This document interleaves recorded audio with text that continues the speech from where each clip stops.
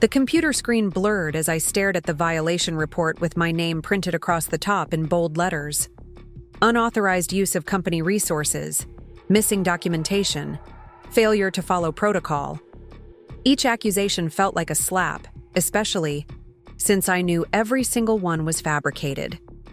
My hands trembled as I reached for my coffee mug, the ceramic cold against my palms despite the Arizona heat streaming through my office windows. 3 months ago, I was being considered for senior financial manager. 3 months ago, my husband David would kiss me goodbye each morning and tell me how proud he was of my dedication. 3 months ago, I thought I knew what my life looked like. Then Jessica Chen walked into our office with her crisp blazers and clipboard full of lies, and everything I thought I knew about my marriage, my career, and my worth came crashing down around me. What I discovered about my husband's betrayal would shock me to my core, but what I did about it would shock him even more. Before we jump back in, tell us where you're tuning in from, and if this story touches you, make sure you're subscribed, because tomorrow I've saved something extra special for you. My name is Sarah Patterson, and if you had asked me 6 months ago to describe my life, I would have painted you a picture of quiet contentment. At 32, I had built what I thought was a solid foundation, a respectable position as senior financial analyst at Morrison & Associates, one of Phoenix's most established accounting firms, a marriage to David that had weathered 5 years of growth and compromise, a small but comfortable home in Ahwatukee where we hosted barbecues for his colleagues and talked about starting a family someday soon. I was the type of person who color-coded her calendar and kept backup files for her backup files. My colleagues knew they could count on me to catch the errors others missed, to stay late when deadlines loomed, to remember the details that made clients feel valued. Mr. Morrison himself had mentioned more than once that my meticulous nature was exactly what the firm needed as we expanded our corporate accounts division. The morning everything began to unravel started like any other Tuesday in September. The monsoon season was finally breaking, leaving Phoenix in that sweet spot between scorching summer and perfect winter weather.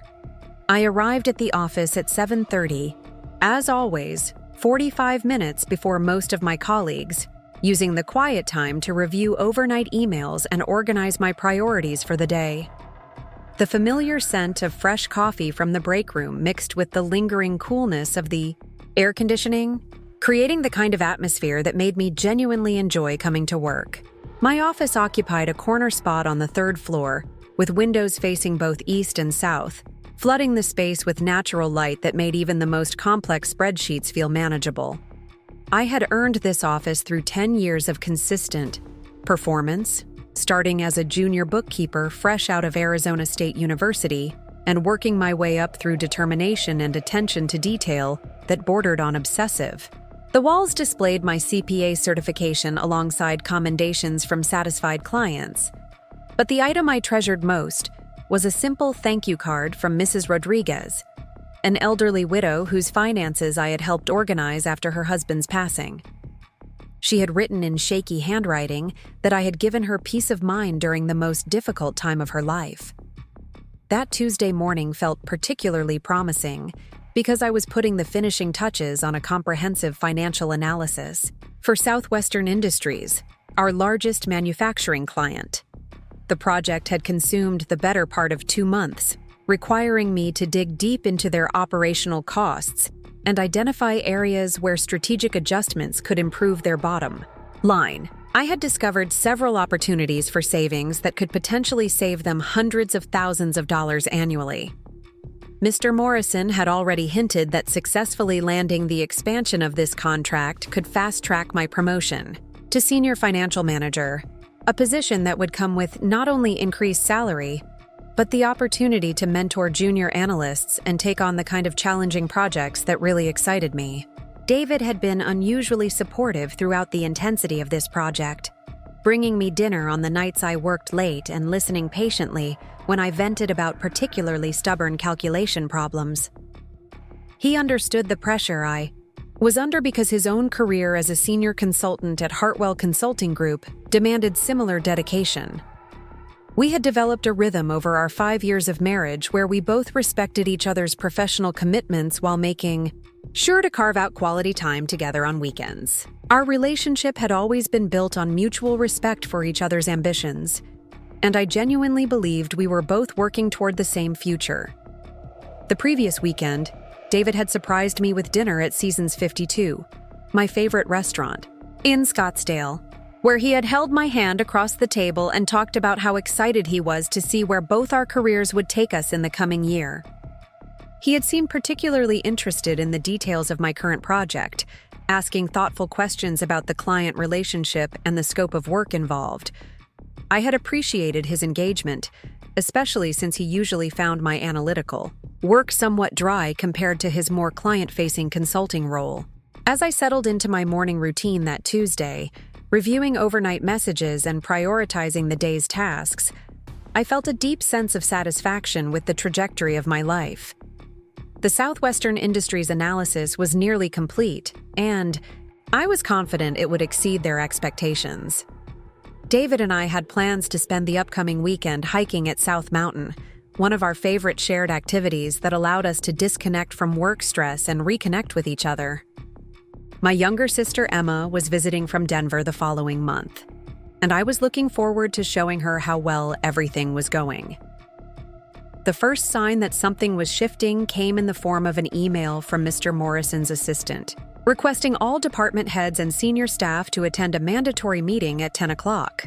The subject line read, "Important announcement regarding compliance procedures," and while such meetings were not unusual in our industry, the short notice felt slightly ominous. I made a mental note to finish reviewing the Southwestern contract details before the meeting, ensuring I would be prepared for any questions about current client relationships. Around 9:30, I noticed increased activity in the hallway outside my office. Voices carried a tone of curiosity mixed with mild concern, the kind of subdued chatter that typically accompanied unexpected announcements. I caught glimpses of colleagues huddled near the elevator bank, their conversations stopping abruptly when anyone from management passed by. Amanda Walsh from Human Resources walked past my office twice in 10 minutes, her usually cheerful demeanor replaced by a professional mask that suggested she was dealing with something significant. When 10 o'clock arrived, I made my way to the main conference room where most of the staff had already assembled. The long mahogany table that usually accommodated only executive meetings had been surrounded by additional chairs to accommodate everyone, creating an atmosphere that felt both inclusive and ominous. Mr. Morrison stood at the head of the table, his silver hair perfectly styled as always, but his expression carried a gravity that immediately commanded attention. Standing beside him was a woman I had never seen before, someone who clearly did not belong to our usual office ecosystem. She appeared to be in her late 20s, with glossy black hair pulled back in a severe bun and wearing a charcoal gray suit that looked expensive and perfectly tailored. Her posture radiated confidence bordering on authority, and when she scanned the room, her dark eyes seemed to catalog and assess each person with clinical precision. There was something unsettling about the way she carried herself, as if she already knew secrets about each of us that we had not yet discovered ourselves. Mr. Morrison cleared his throat and began speaking in his characteristic measured tone that suggested important information was about to be shared. He explained that in response to recent changes in federal regulations governing financial services firms, Morrison and Associates would be implementing enhanced compliance monitoring procedures. This was not entirely surprising, as our industry had been subject to increasing scrutiny and oversight in recent years. But the timing felt sudden, given that we had just completed our annual compliance review only 4 months earlier. The woman beside him was introduced as Jessica Chen, described as a highly experienced compliance officer who would be conducting individual departmental reviews over the next several weeks. Mr. Morrison emphasized that these reviews were designed to ensure that all of our procedures met or exceeded current regulatory standards, and that full cooperation from all staff members was expected and appreciated. He assured us that the process was purely precautionary, and that he had complete confidence in our team's professionalism and adherence to proper protocols. As Mr. Morrison spoke, I found myself studying Jessica Chen more closely. Something about her demeanor struck me as oddly familiar, though I was certain we had never met. Perhaps it was simply that she possessed the kind of polished confidence that reminded me of other consultants and auditors I had encountered throughout my career. Her expression remained neutral throughout Mr. Morrison's introduction, but when his presentation concluded and she stepped forward to address the room, I noticed the slightest shift in her posture that suggested she was entirely comfortable being the center of attention. Jessica introduced herself with practiced efficiency, outlining her background in compliance oversight and her experience working with firms similar to ours. She mentioned previous positions at several Phoenix area companies, though she did not elaborate on specific details. Her voice carried a slight accent that I could not immediately place, and she spoke with the kind of measured cadence that suggested every word had been carefully chosen. She explained that the review process would involve examining recent project files, interviewing team members about current procedures, and observing day-to-day operations to ensure compliance with all applicable regulations. What struck me as unusual was her emphasis on the individual nature of the reviews. In my experience, compliance audits typically focused on systemic processes rather than individual performance. But Jessica stressed that she would be meeting with each team member, separately, to discuss their specific responsibilities and procedures. She mentioned that some departments might require more thorough examination than others, depending on the complexity of their client relationships and the sensitivity of the information they handled. When she finished her presentation and invited questions, the room remained largely silent. Mike Rodriguez, one of my colleagues in the financial analysis department, asked about the timeline for completing the reviews, and Jessica responded that she expected the process to take approximately 3 weeks, though some individual assessments might require additional follow-up. Her answer was professional but vague, leaving me with the impression that she was deliberately avoiding specifics about her methodology. As the meeting concluded and staff members began filing out of the conference room, I noticed Jessica's gaze following me with what seemed like particular interest. When our eyes met briefly, she offered a polite smile that somehow managed to feel both professional and slightly predatory. I dismissed the feeling as paranoia brought on by the general anxiety that accompanies any kind of workplace evaluation, but something about that moment lingered in my mind as I returned to my office. The rest of the morning proceeded normally, with client calls and project reviews consuming my attention. I managed to complete the final calculations for the Southwestern Industries proposal and felt confident that the analysis would demonstrate significant value for their investment. Preparing and narrating this story took us a lot of time, so if you are enjoying it, subscribe to our channel. It means a lot to us. Now back to the story. The sense of accomplishment that came with completing such a complex project helped push my concerns about the compliance review to the back of my mind, at least temporarily. Around noon, I was preparing to head out for lunch when Amanda Walsh appeared in my doorway with an expression that immediately put me on alert.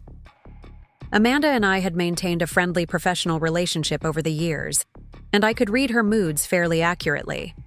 Today, she looked like someone who had been tasked with delivering news she would prefer to avoid.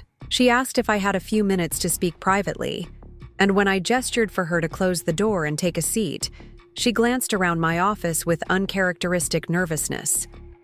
Amanda explained that Jessica Chen had requested to begin her individual reviews immediately and had specifically asked to start with my department.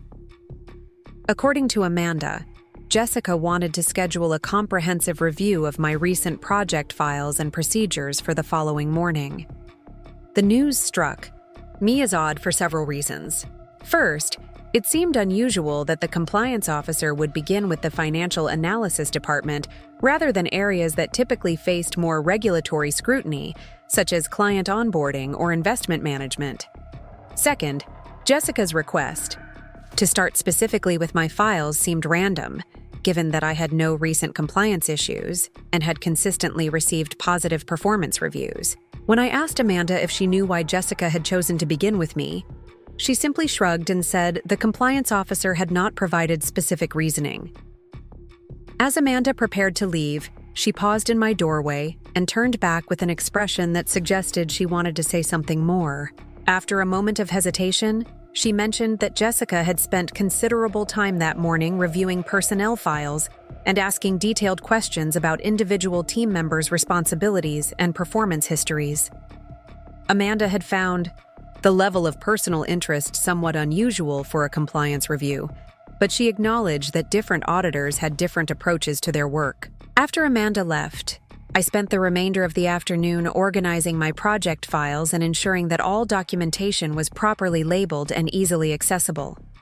I had nothing to hide and was confident that my work would withstand any level of scrutiny, but I wanted to present myself as professional and prepared. The Southwestern Industries project alone demonstrated the kind of thorough analysis and attention to detail that I brought to every client relationship. That evening, I arrived home to find David already in the kitchen, preparing what appeared to be an elaborate dinner. This was unusual because his schedule typically kept him at the office until well after 7, but when I commented on his early arrival, he explained that he had managed to wrap up his afternoon meetings ahead of schedule. He seemed particularly interested in hearing about my day, asking specific questions about the compliance officer and the upcoming review process. I appreciated his interest and found myself sharing more details than I normally would about workplace procedures and challenges.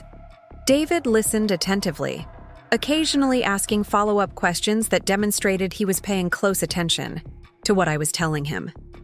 His engagement with the specifics of my work felt supportive and caring, reinforcing my sense that we were a team working toward shared goals.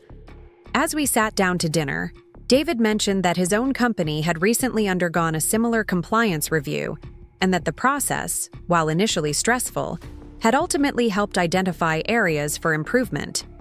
He encouraged me to view the upcoming assessment as an opportunity to showcase the quality of my work rather than something to worry about. His reassurance helped ease some of the lingering anxiety I had been feeling since the morning's announcement. We spent the evening reviewing details of our weekend hiking plans and discussing Emma's upcoming visit. David suggested that we take her to some of the newer restaurants in downtown Phoenix and perhaps arrange a day trip to Sedona if her schedule permitted. His enthusiasm for these plans reinforced my sense that our relationship was solid and that we were both looking forward to the future we were building together. As I prepared for bed that night, I felt confident about the compliance review and optimistic about the trajectory of both my career and my personal life. I had worked hard to build my reputation at Morrison & Associates, and I was certain that any objective evaluation of my performance would reflect that dedication. The Southwestern Industries project represented exactly the kind of high-level analysis that justified my pursuit of the senior financial manager position, and I was eager to demonstrate my capabilities to someone with Jessica Chen's apparent expertise. Looking back now, I realized that Tuesday night was the last time I felt completely secure in my understanding of my own life. Within 48 hours, everything I thought I knew about my marriage, my career, and my place in the world would be called into question in ways I could never have imagined. But that night, as I drifted off to sleep beside my husband of 5 years, I believed I was exactly where I belonged. The morning of my scheduled compliance review arrived with an unusual chill in the Phoenix air, the kind of weather that made the desert feel almost foreign. I had prepared meticulously, organizing every client file, every project timeline, every piece of documentation that might be relevant to Jessica Chen's assessment. My coffee tasted bitter despite the cream I had added, and I found myself checking the clock more frequently than usual as 9 o'clock approached. Jessica arrived at my office precisely on time, carrying a leather portfolio that looked both expensive and well-used. She wore a navy blue suit that day, paired with shoes that clicked authoritatively against the tile floors as she walked. Her hair was pulled back in the same severe style I had noticed during the staff meeting, and when she smiled at me, the expression seemed practiced rather than genuine. She settled into the chair across from my desk with the kind of confidence that suggested she had conducted hundreds of similar reviews. Her first questions seemed routine enough, focusing on my general responsibilities and the types of clients I typically worked with. I explained my role in the financial analysis department, my tenure with the company, and my current project. Load. She took notes in a small notebook, her handwriting precise and controlled. As the conversation progressed, Jessica's questions began to feel more pointed. She asked about my relationship with Mr. Morrison, wanting to know how frequently we interacted and whether I felt comfortable approaching him with concerns or suggestions. She inquired about my collaboration with other departments, particularly whether I had ever been involved in situations where procedural boundaries might have been unclear. The questions felt invasive in a way that went beyond normal compliance procedures, but I answered them honestly and thoroughly. When Jessica requested to review my recent project files, I proudly presented the Southwestern Industries analysis, explaining the scope of work and the potential impact of my recommendations. I walked her through the methodology I had used, the research that had informed my conclusions, and the timeline for implementation. I expected her to be impressed by the thoroughness of my work and the potential value it represented for both our client and our firm. Instead, Jessica began pointing out what she termed inconsistencies in my approach. She questioned whether I had properly documented certain research steps, suggesting that my methods might not align with current best practices. She highlighted sections of my analysis where she claimed the supporting data was insufficient, though I knew every calculation had been verified multiple times. Her criticism felt arbitrary and unfounded, but she delivered it with such authoritative certainty that I began to question my own judgment. The most disturbing moment came when Jessica pulled out a pre-printed form and began filling it out while she spoke. She explained that she was documenting areas of concern that would require further review, and as she wrote, she mentioned issues I knew I had never committed. She noted unauthorized use of company resources for personal research, referencing internet searches that I was certain had never occurred on my work computer. She documented missing signatures on forms that I was confident had been properly executed and filed. When I attempted to defend myself, pointing out that her accusations seemed to be based on misunderstandings or inaccurate information, Jessica's demeanor shifted subtly. Her professional mask remained in place, but underneath I sensed something that felt almost like satisfaction. She assured me that her concerns were purely procedural and that these types of documentation issues were common during compliance reviews. She suggested that perhaps I had simply been working so intensively on high-level projects that some of the routine administrative details had slipped through the cracks. The condescension in her tone was unmistakable, though delivered with enough professional courtesy that I could not directly confront it without seeming defensive or unreasonable. She explained that she would need to conduct additional research to verify certain aspects of my work history, and that we would likely need to schedule follow-up meetings to address the issues she had identified. The implication was clear. I was under suspicion, and this was only the beginning of what promised to be an intensive and potentially damaging investigation. After Jessica left my office, I sat alone for several minutes trying to process what had just occurred. I had entered the meeting confident in my abilities and my track record, but I was emerging with a growing sense that I had been set up for failure in ways I could not yet fully understand. The violations she had documented felt fabricated, but they were now part of an official record that could impact my career prospects and my standing within the firm. I spent the remainder of the morning reaching out to colleagues in other departments, trying to understand their experiences with Jessica's review process. What I discovered only deepened my confusion and concern. Mike Rodriguez mentioned that his review had been brief and largely positive, with Jessica praising his organizational skills and attention to detail. Amanda Walsh reported that her session had focused primarily on general procedural questions and had concluded with compliments about the efficiency of our human resources processes. Even more troubling was my conversation with Robert Chen, our senior project manager, who mentioned that Jessica had specifically commended his client management approach and had found no areas of concern in his documentation. The pattern that emerged from these conversations was clear and deeply unsettling. Jessica was finding serious violations in my work while praising the performance of my colleagues. Either I was significantly less competent than I had believed myself to be, or something else was influencing her assessments. That afternoon, I received an email from Jessica requesting additional documentation related to my recent client interactions. She wanted copies of all correspondence with Southwestern Industries, including informal notes and draft documents that would not normally be part of the official project file. She also requested access to my computer to review my internet browsing, history, and email archives, citing the need to verify proper use of company resources. The request felt invasive and disproportionate to any legitimate compliance concerns, but I knew that refusing to cooperate would only strengthen whatever case Jessica was building against me. I spent the rest of the day gathering the requested materials and preparing my computer for her inspection, all while trying to maintain focus on my actual work responsibilities.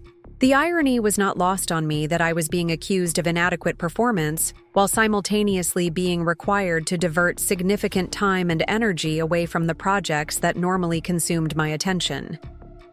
As the workday ended, I found myself staying later than usual, not because of project demands, but because I was trying to understand what was happening to me. I reviewed every document Jessica had questioned, searching for any legitimate basis for her concerns. I cross-referenced my files against company policies and procedures, looking for any area where I might have inadvertently fallen short of expectations. The more I investigated, the more convinced I became that her criticisms were either grossly exaggerated or completely unfounded. When I finally arrived home that evening, I was emotionally and mentally exhausted in a way that had nothing to do with productive work.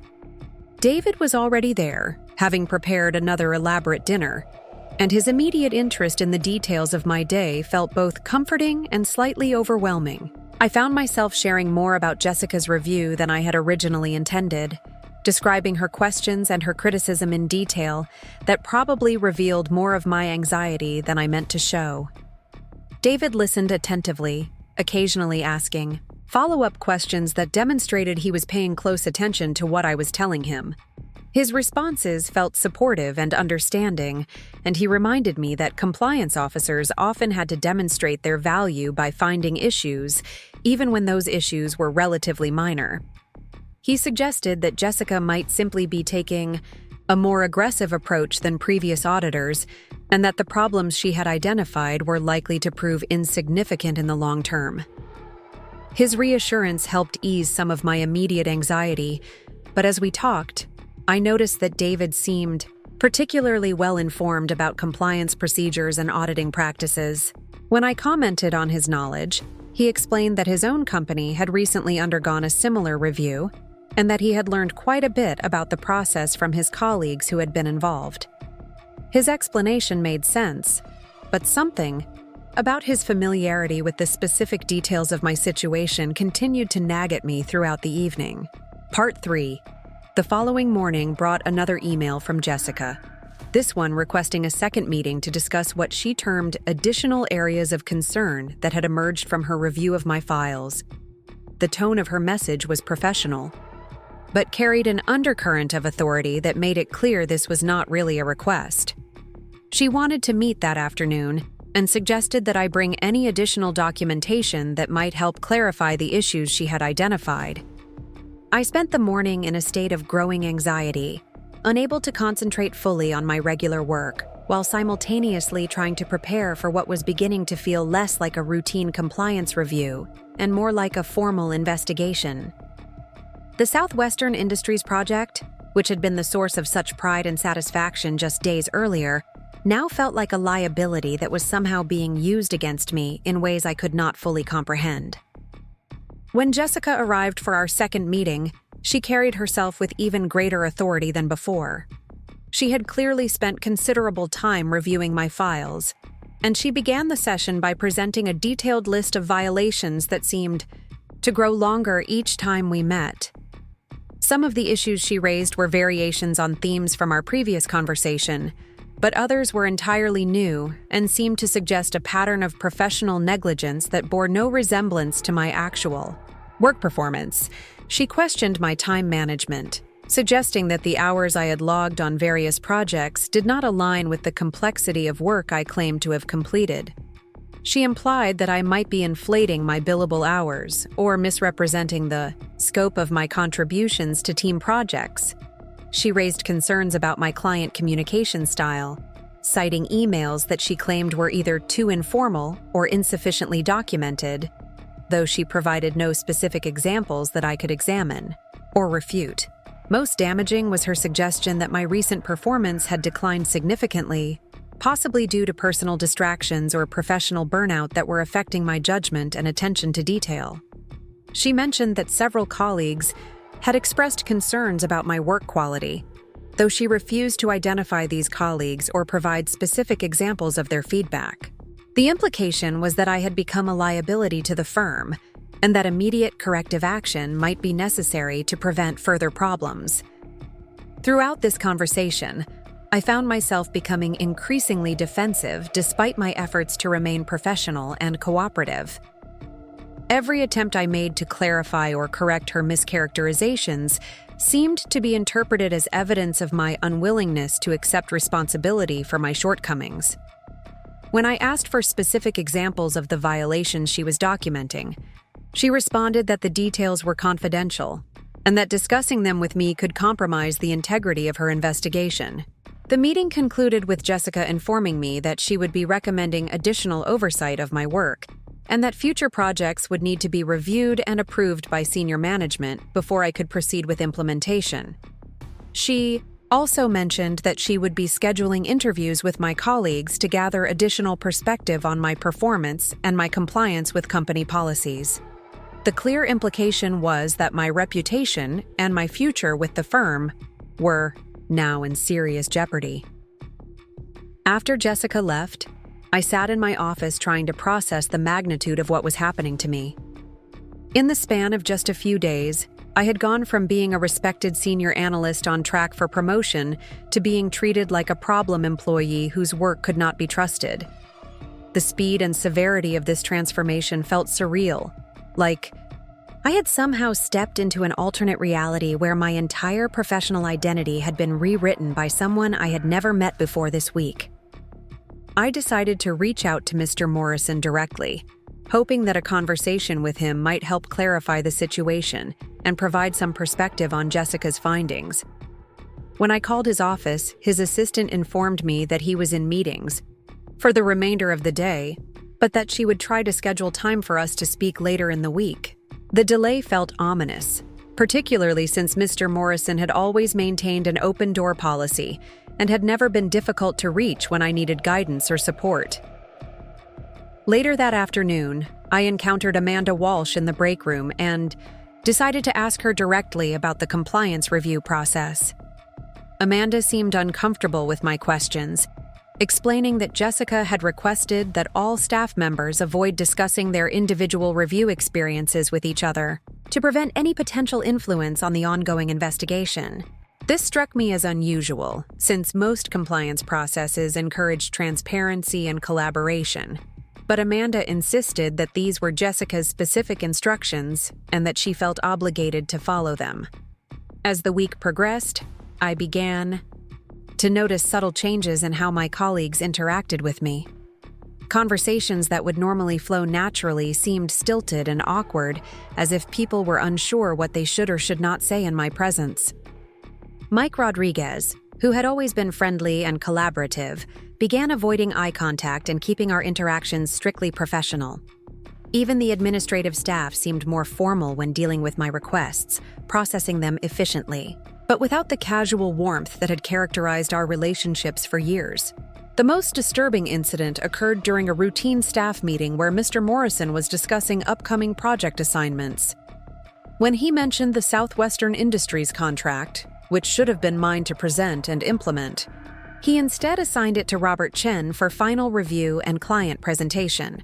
He explained that given the current compliance review process, it would be prudent to have senior management handle the most sensitive client relationships until all outstanding issues had been resolved. The humiliation of having my most significant project reassigned in front of the entire staff was devastating, but the implications went far beyond personal embarrassment. This was a clear signal that my standing within the firm had been fundamentally compromised and that I was no longer trusted to handle the kind of high-level work that had defined my career progression. I felt like I was watching my professional reputation being systematically dismantled based on accusations that I knew to be false, but seemed powerless to disprove. That evening, I arrived home feeling more defeated than I could remember ever feeling in my professional life. David was waiting with dinner and seemed particularly attentive to my emotional state, offering comfort and perspective that I desperately needed. He listened patiently as I described the escalating situation with Jessica and the growing sense that I was being targeted unfairly.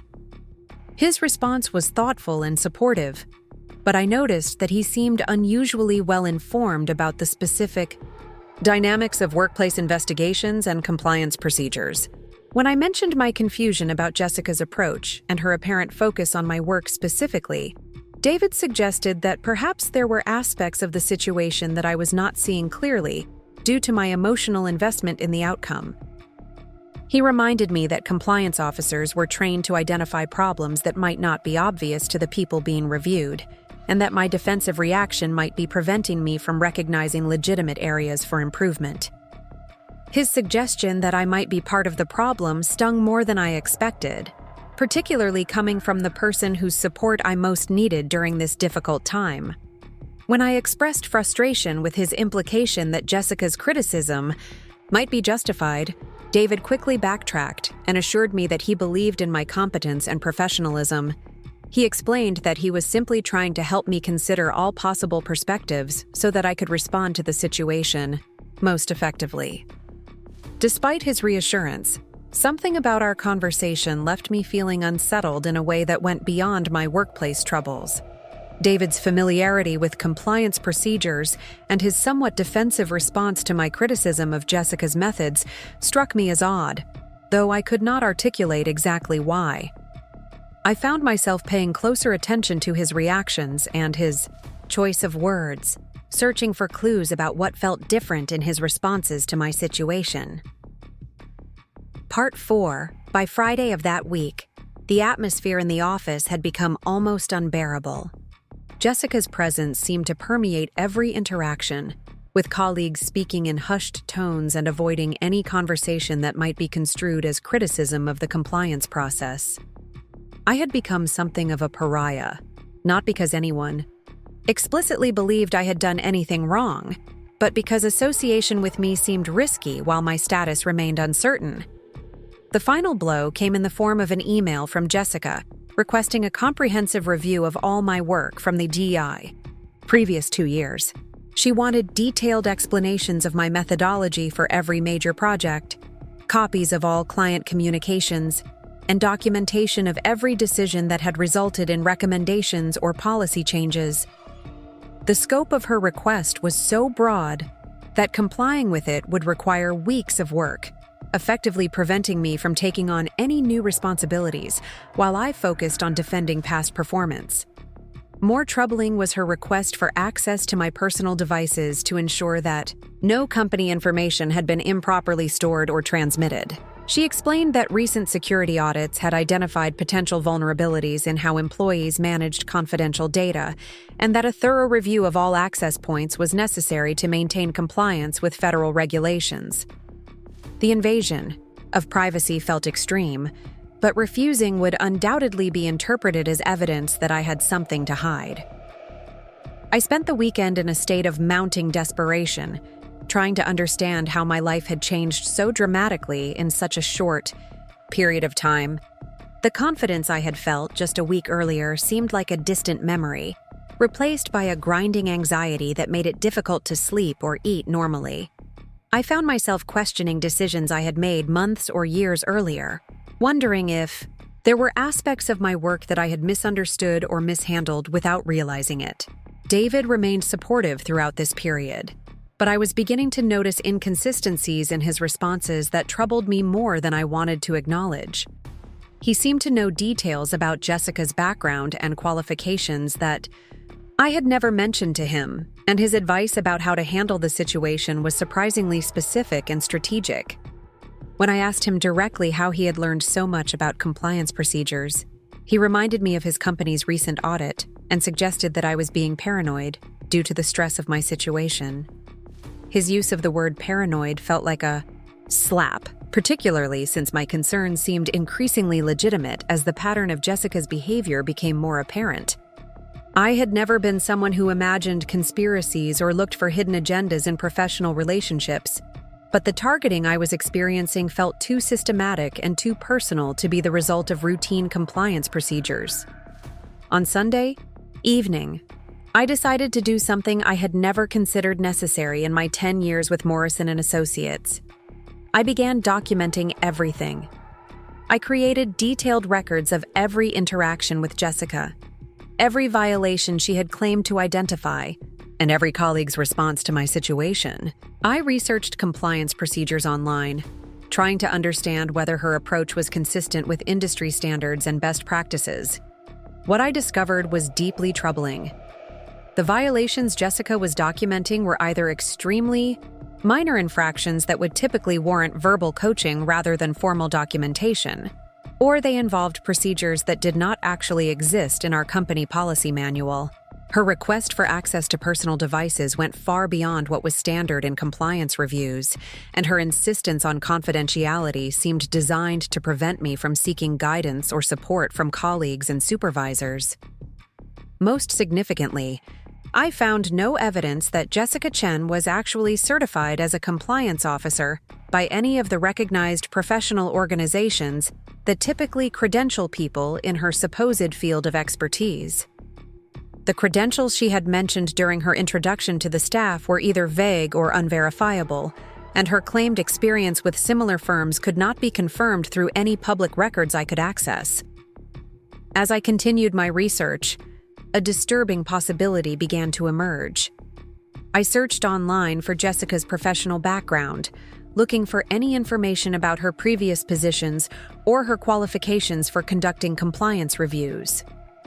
What I found instead was a LinkedIn profile that told a very different story than the one she had presented to our staff. According to her online presence, Jessica had spent the previous 2 years working as a project coordinator at Hartwell Consulting Group, the same firm where David was employed as a senior consultant. The discovery hit me like a physical blow, causing me to sit back in my chair and stare at the computer screen in disbelief. David had never mentioned knowing Jessica, despite having worked at the same company for overlapping periods. He had never indicated any familiarity with her background or qualifications, despite having access to information that would have been relevant to my situation.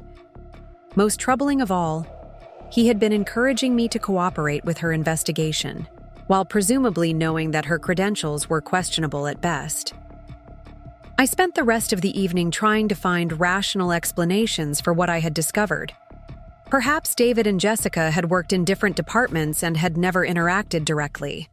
Perhaps her LinkedIn profile was outdated or inaccurate. Perhaps there were aspects of the situation that I was misunderstanding due to incomplete information. But no matter how I tried to rationalize what I had learned, I could not escape the growing conviction that something fundamentally dishonest was happening to me. Part 5, Monday morning, arrived with a clarity that felt both liberating and terrifying. I had spent most of Sunday night awake, processing the implications of Jessica's connection to David's company, and trying to understand what it meant for my marriage and my career. By dawn, I had reached a decision that surprised me with its simplicity. I was going to find out the truth, regardless of what that truth might reveal about the people I had trusted most. I arrived at the office early, as was my habit, but instead of focusing on my regular work responsibilities, I began implementing a plan I had developed during my sleepless night. I started by documenting every detail of my interactions with Jessica, creating a comprehensive record that included timestamps, witness names, and exact quotes whenever possible. I photographed every violation report she had generated, noting the discrepancies between her claims and the actual documentation in my files. More importantly, I began reaching out to contacts I had developed throughout my career in the Phoenix financial services community.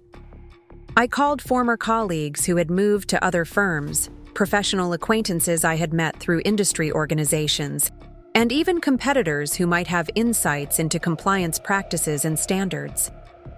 My goal was to gather independent perspective on Jessica's methods and to determine whether her approach was consistent with legitimate oversight procedures. The responses I received were uniformly troubling. Every compliance professional I spoke with expressed surprise at the scope and invasiveness of Jessica's investigation, particularly given that no specific allegations of misconduct had been made against me. Several mentioned that her approach seemed more consistent with a targeted investigation designed to build a case for termination than with routine compliance monitoring. Most significantly, none of them had heard of Jessica Chen as a recognized expert in compliance oversight, despite her claims of extensive experience in the field. Armed with this information, I decided to take a step I had been avoiding. I contacted Morrison & Associates' parent company in Dallas to inquire about the compliance review process and Jessica's credentials. What I learned during that conversation fundamentally changed my understanding of my situation and my options for addressing it.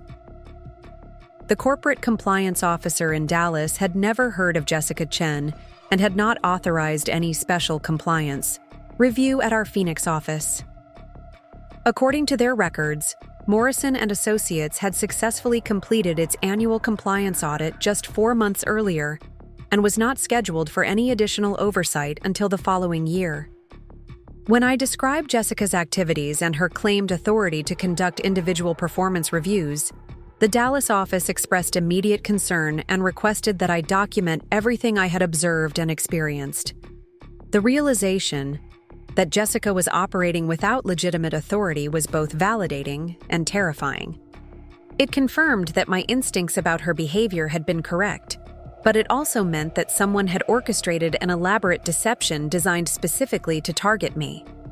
The most obvious suspect was David, given his connection to Jessica's actual employer, but I still struggled to understand why my husband would participate in such a scheme, or what he hoped to accomplish by destroying my career.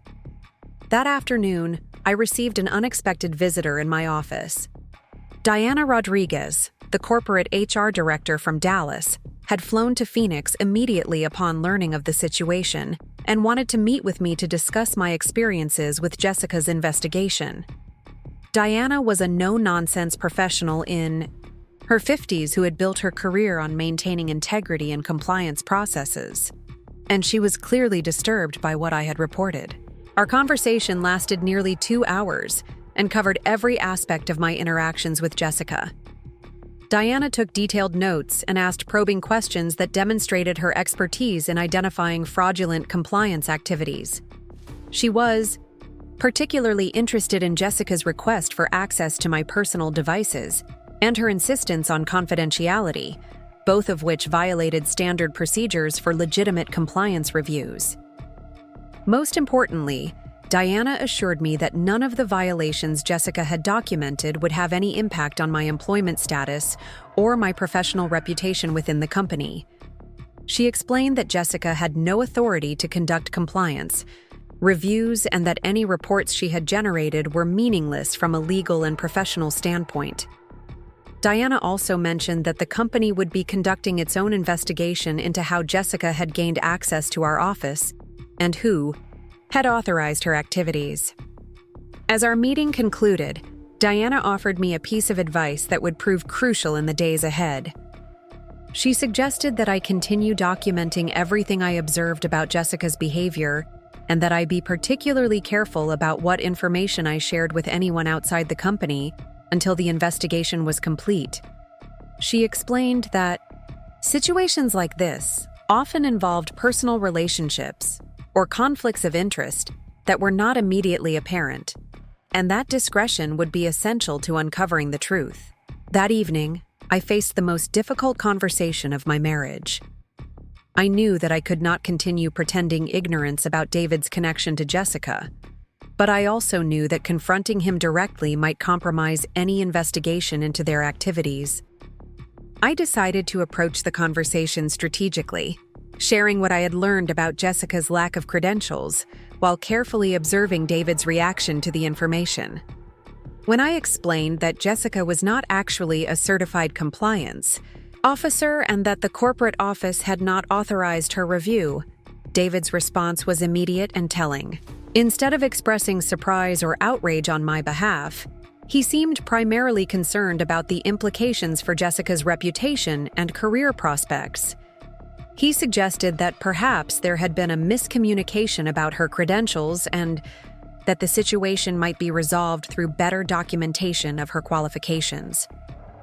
His defensive reaction to news that should have vindicated my concerns confirmed what I had begun to suspect. David was not an innocent bystander in this situation. He was actively involved in whatever scheme Jessica was implementing, and his primary concern was protecting her rather than supporting me. The betrayal cut deeper than any professional setback could have, because it revealed that the person I had trusted most was actively working to undermine my career and my sense of reality. As I prepared for bed that night, I realized that my marriage was probably over, regardless of what else I might discover about David and Jessica's relationship. Even if their collaboration was purely professional rather than romantic, his willingness to participate in deceiving and manipulating me represented a fundamental breach of trust that would be impossible to repair. I was facing the loss of both, my professional identity and my personal life, but for the first time in weeks, I felt like I had some control over what would happen next. The next morning would bring new revelations and new challenges, but I was no longer the confused and defensive woman who had first sat across from Jessica Chen in this very office. I had become someone who understood that trust was earned rather than assumed, that loyalty worked both ways, and that sometimes the people closest to us are the ones most capable of betraying us.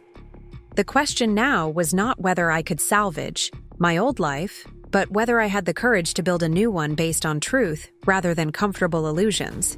The morning sun cast long shadows across my office as I sat reviewing the corporate investigation report that Diana Rodriguez had emailed me the night before. The document was thorough and damning, confirming what I had suspected but hoped against. Hope was not true. Jessica Chen had indeed been employed by Hartwell Consulting Group for the past 18 months, working directly under David's supervision as a project coordinator specializing in corporate restructuring. Her supposed credentials as a compliance officer were entirely fabricated, and she had never been certified by any legitimate regulatory body. More disturbing was the timeline that Diana's investigation had revealed. Jessica's resignation from Hartwell had coincided exactly with her appearance at Morrison & Associates, suggesting that her entire compliance officer role had been orchestrated well in advance. The parent company's security review had also uncovered evidence that Jessica had gained access to our building using visitor credentials that had been arranged by someone with inside knowledge of our procedures and schedules. As I absorbed the implications of this information, my phone buzzed with a text message from David. The casual tone of his communication felt surreal, given what I now knew about his involvement in the elaborate deception that had nearly destroyed my career. He was suggesting dinner at our favorite Italian restaurant, claiming he had exciting news to share about a potential promotion at his firm. The audacity of his pretense that everything was normal made my stomach turn. I spent the morning carefully, documenting every interaction I could remember between David and myself regarding Jessica's investigation. I reviewed our conversations from the past weeks, searching for moments when his responses had seemed oddly informed or suspiciously supportive of Jessica's methods. What emerged was a pattern of subtle manipulation that I had been too trusting or too naive to recognize at the time. David had consistently encouraged me to cooperate fully with Jessica's requests, even when those requests seemed excessive or inappropriate. He had dismissed my concerns about her methods as paranoia or stress-related overreaction. Most tellingly, he had shown detailed knowledge of compliance procedures that he supposedly had learned from his own company's recent audit. But I now realized that his information was too specific and too current to have come from that source alone. Around mid-morning, I received an unexpected visit from Mr. Morrison himself. His expression was grave as he closed my office door and took the seat across from my desk. He explained that Diana Rodriguez had briefed him on the situation and that he was deeply disturbed by what had occurred within his firm. He offered his personal apology for the stress and professional damage I had endured, acknowledging that the company's security procedures had failed to protect me from what was essentially an elaborate form of workplace harassment. Mr. Morrison's support felt validating, but it also highlighted the scope of what David and Jessica had attempted to accomplish. They had not simply been playing a cruel prank or engaging in casual manipulation. They had orchestrated a sophisticated scheme designed to systematically undermine my professional reputation and potentially force me out of a job I loved and had worked years to build. The premeditation involved in their plan made the betrayal feel even more devastating. As our conversation continued, Mr. Morrison shared additional information that Diana's investigation had uncovered. Security footage from our building's lobby showed David visiting the premises twice in the weeks before Jessica's first appearance, meetings that he had never mentioned to me despite our habit of sharing details about our respective workdays. During these visits, he had met with Jessica in the building's coffee shop, clearly planning and coordinating her subsequent activities. The evidence of David's direct involvement in plotting against me felt like a physical blow. I had been married to this man for 5 years, shared a home and dreams and daily intimacies, and yet he had been capable of participating in a scheme designed to destroy my livelihood and my sense of professional competence. The depth of his deception forced me to question everything I thought I knew about our relationship and about the man I had chosen to build a life with. Mr. Morrison assured me that the company would be taking legal action against both Jessica and anyone who had assisted her in gaining unauthorized access to our offices and confidential information. He also mentioned that they were considering pursuing criminal charges for fraud and identity theft, given that Jessica had impersonated a licensed professional and had attempted to damage my reputation through falsified documentation. More immediately, relevant to my situation, Mr. Morrison confirmed that I would be receiving the promotion to senior financial manager that had been under consideration before this entire ordeal began. He explained that my handling of the Southwestern Industries project had been exemplary and that the client had specifically requested to continue working with me on future engagements. The professional vindication felt wonderful, but it was overshadowed by the personal devastation of discovering my husband's betrayal. After Mr. Morrison left, I found myself alone with the weight of decisions I needed to make about my marriage and my future. The evidence against David was overwhelming, but I still struggled to understand his motivation for participating in such an elaborate and cruel scheme. Was his relationship with Jessica romantic, professional, or some combination of both? Had he been trying to force me out of my job to eliminate a source of competition or independence, or was there some other agenda I had not yet uncovered? The uncertainty about his motives made the situation even more painful because it highlighted how little I actually knew about the man I had married. If he was capable of this level of deception and manipulation, what other aspects of our relationship had been based on lies or hidden agendas? How long had he been planning this betrayal, and what other schemes might he have been involved in that I had been too trusting to recognize? I spent my lunch break walking through the small park near our office building, trying to process the emotional chaos that threatened to overwhelm my ability to think clearly. The Arizona sunshine felt warm against my skin, but I found myself shivering despite the pleasant temperature. The familiar landscape of my life had been completely transformed in the space of a few weeks, and I was struggling to find solid ground on which to stand. When I returned to my office, I found a voicemail from Diana Rodriguez requesting that I call her back at my earliest convenience. When I reached her, she explained that the corporate investigation had uncovered additional information that she felt I needed to know before making any decisions about how to proceed. She asked if I would be available for a conference call with the company's legal team later that afternoon, suggesting that the situation was more complex than even she had initially realized.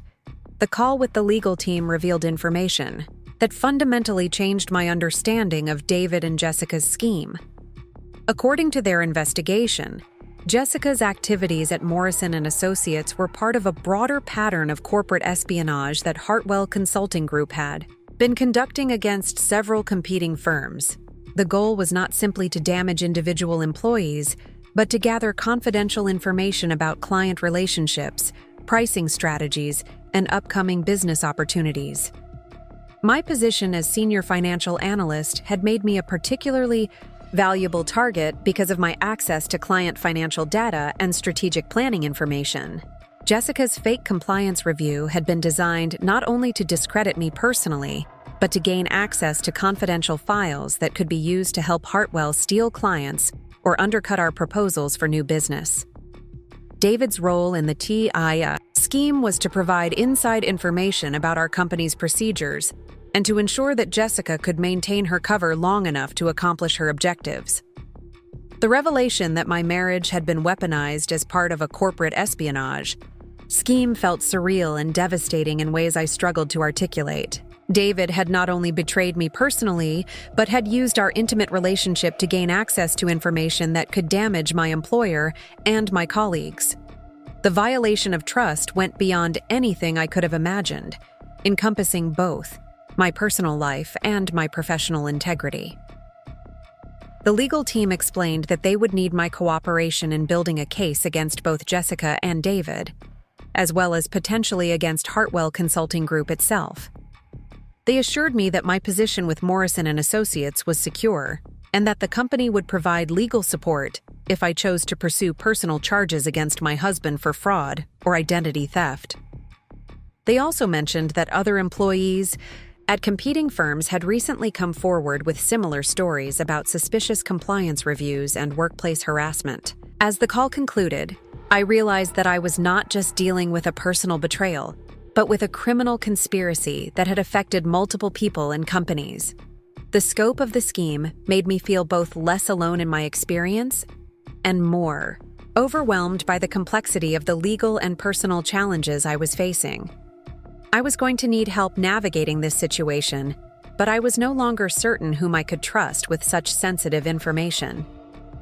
That evening, I drove home with a mixture of dread and determination that surprised me with its intensity. I knew that I could not continue pretending ignorance about David's involvement in the scheme, but I also knew that confronting him would mark the definitive end of our marriage. Despite everything he had done, the prospect of losing the life we had built together felt terrifying and final in ways that made it difficult to breathe normally. When I arrived at our house, I found David in the kitchen preparing an elaborate dinner, just as he had done several times over the past few weeks. His cheerful demeanor and obvious effort to create a romantic atmosphere felt grotesque given what I now knew about his activities. He greeted me with a kiss and asked about my day with the kind of casual intimacy that had once felt comforting, but now seemed like another layer of deception. As we sat down to eat, David began sharing details about his exciting news regarding the potential promotion at Hartwell. He explained that his recent project work had impressed senior management, and that he was being considered for a significant advancement that would come with increased salary and expanded responsibilities. The irony of his celebration was not lost on me, since his recent project work had apparently involved trying to destroy my career and steal confidential information from my employer. I found myself studying his face as he spoke, searching for signs of guilt or anxiety that might reveal his awareness of how his scheme was unraveling. Instead, I saw only enthusiasm and genuine excitement about his professional prospects.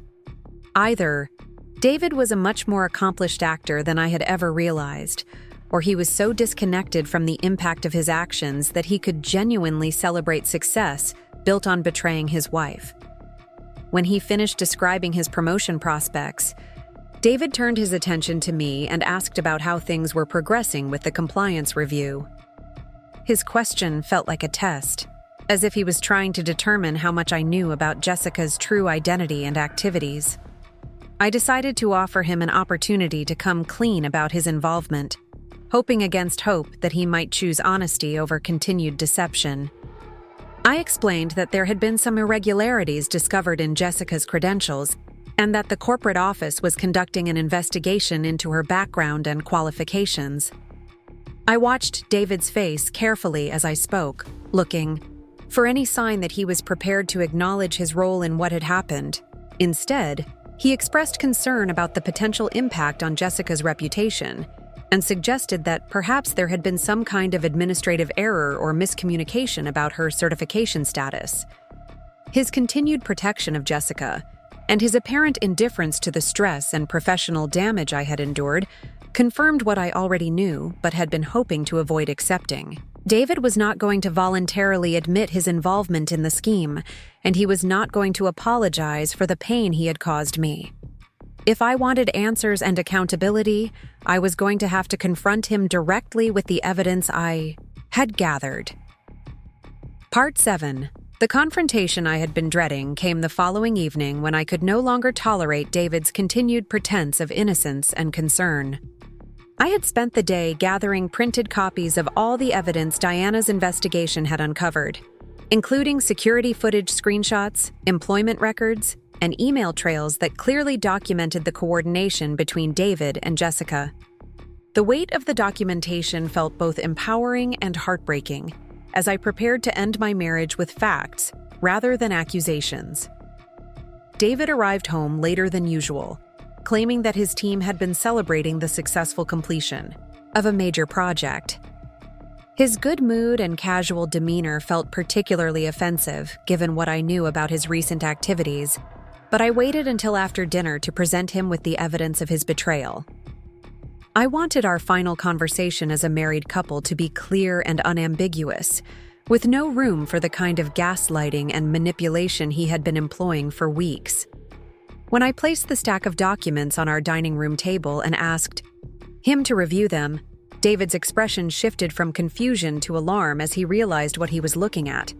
The security footage showing him meeting with Jessica in our office building was particularly damning, since it provided visual proof of their coordination that could not be explained away as coincidence or misunderstanding. I watched his face as he absorbed the implications of what I had discovered, seeing the calculation behind his eyes as he tried to determine his best strategy for response. His first approach was denial, mixed with righteous indignation. He claimed that the meetings with Jessica had been purely professional, related to a consulting project that Hartwell was considering proposing to Morrison and Associates. He suggested that I was misinterpreting innocent business interactions because of my stress and paranoia about the compliance review. When I pointed out that Jessica had never been authorized to conduct compliance reviews and had fabricated her credentials entirely, David shifted to a different defense strategy. He acknowledged that Jessica's methods had been questionable, but insisted that he had not known about her deception regarding her qualifications. He claimed that she had approached him for advice about conducting workplace assessments, and that he had simply provided general guidance based on his own company's experiences with similar reviews. When I confronted him with evidence of their detailed planning and coordination, he finally admitted that their relationship had evolved beyond professional consultation, but maintained that he had never intended for me to be harmed by Jessica's activities. The partial confession felt worse than continued denial, because it revealed the depth of his willingness to sacrifice our marriage for whatever benefit he was gaining from his relationship with Jessica. When I asked him directly whether they were romantically involved, David hesitated before admitting that they had developed feelings for each other, but claimed that nothing physical had occurred while he was still married to me. The distinction felt meaningless given that he had been willing to participate in destroying my career to protect and advance Jessica's interests. As our conversation continued, more details of their scheme emerged. David confirmed that Jessica's Compliance Review had been designed primarily to gather confidential information about Morrison and Associates' client relationships and business strategies.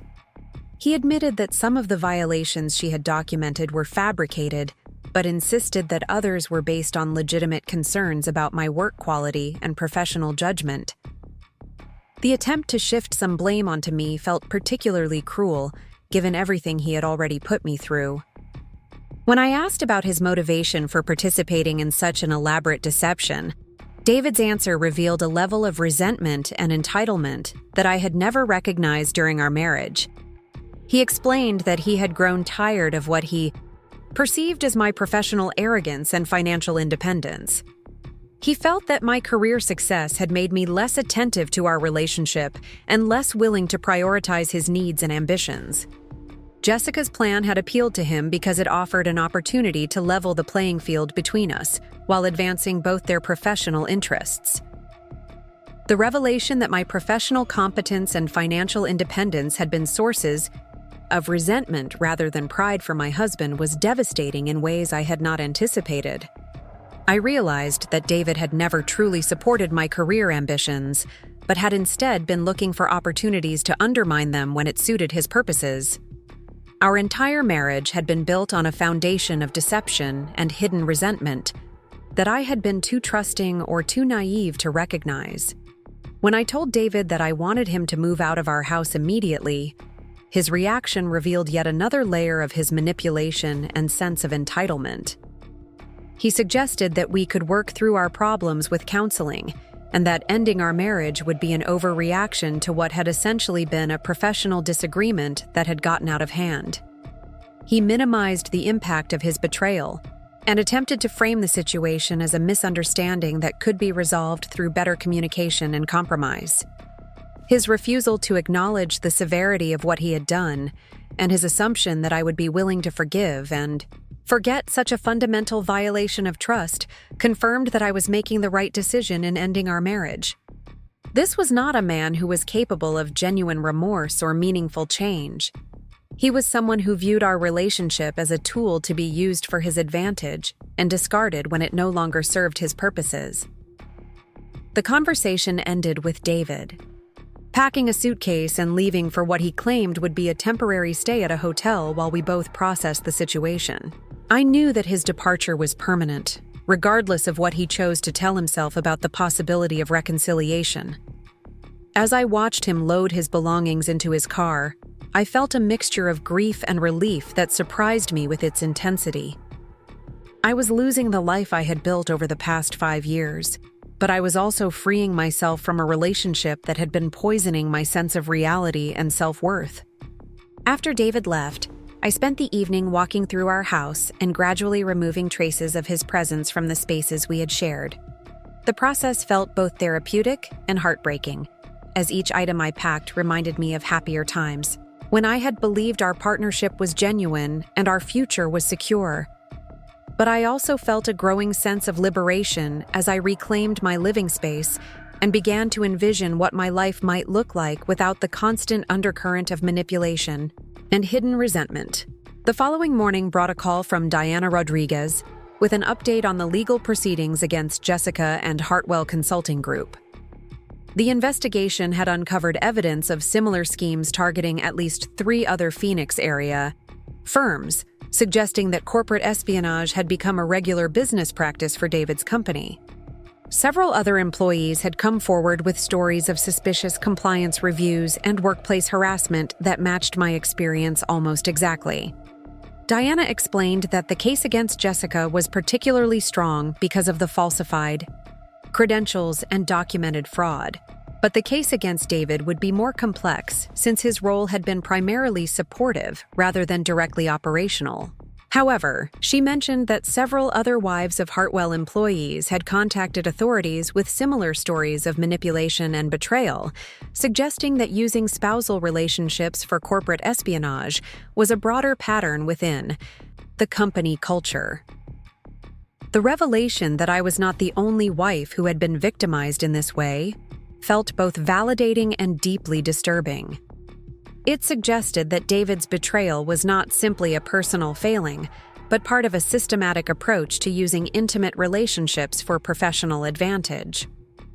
The scope of the conspiracy made me feel less personally responsible for missing the warning signs, but it also highlighted how vulnerable we all were to manipulation by people we trusted most completely. Part 8.